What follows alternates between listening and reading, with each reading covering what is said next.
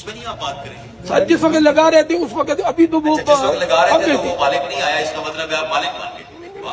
बड़ी मेहरबानी, बैठिए।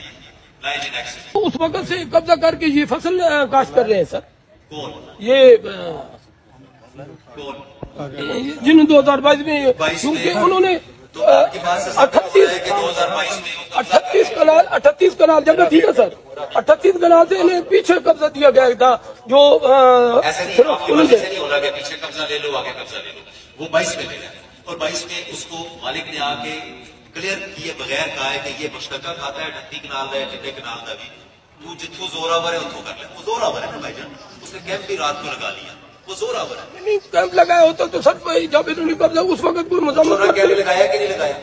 कैंप की जिस वक्त उन्होंने इनका फसल लगा हुआ था तारा मीरा, उजाड़ा इन्होंने कुछ भी नहीं कहा। अच्छा, तो जो तारा मीरा नाजायज लगाया है उसमें नहीं आप बात करेंगे सर। जिस वक्त लगा रहे थे उस वक्त अभी तो वो जिस वक्त लगा रहे थे तो वो मालिक नहीं आया, इसका मतलब है आप मालिक मान गए। बड़ी मेहरबानी, बैठिए।